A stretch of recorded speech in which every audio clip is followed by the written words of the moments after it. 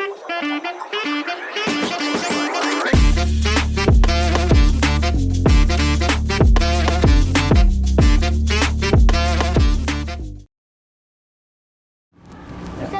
ini kenapa sih Ustaz disebut buku jurnal? Jadi maksud dari buku itu sebenarnya untuk melatih kedisiplinan kalian aja ya. Sebenarnya kalau disiplin itu yang benernya itu dari dalam hati kita, dari diri kita sendiri. Gitu. Jadi buku itu hanya membantu aja supaya kita terbiasa. Gitu Al. Emang kenapa Ustadz kita harus disiplin? Jadi disiplin itu berhubungan dengan waktu Kai. Jadi misalnya kayak kalian sholat subuh, nah itu kalian langsung sholat. Jangan entar-entar dulu, apalagi main TikTok. Iya lah Ustadz, masa kita dengar azan langsung main TikTok?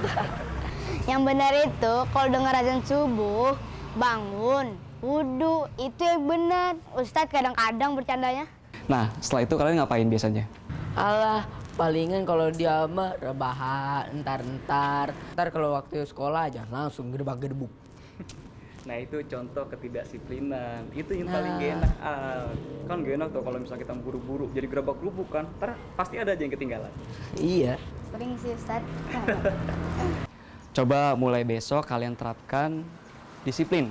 Jadi kayak contohnya gini, kalian habis sholat nih, habis sholat subuh, habis itu kalian mengaji, nggak usah lama-lama, 2-5 menit udah cukup banget deh. Terus habis itu kalian beresin kamar, habis itu siapin kebutuhan sekolah, terus mandi, sarapan. Nah, kalian bakal merasakan hasil dari disiplin kalian seperti apa.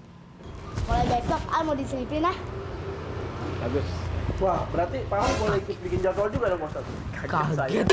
Tiba-tiba ada. Benar sekali Pak Hong, disiplin itu untuk semua pekerjaan.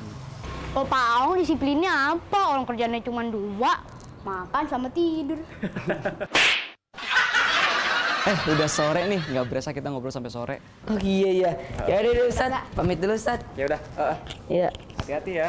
Iya, kayak sama Paham. pabrik dulu. Ya Ustaz, saya pamit juga ya, balik ke pos sapam.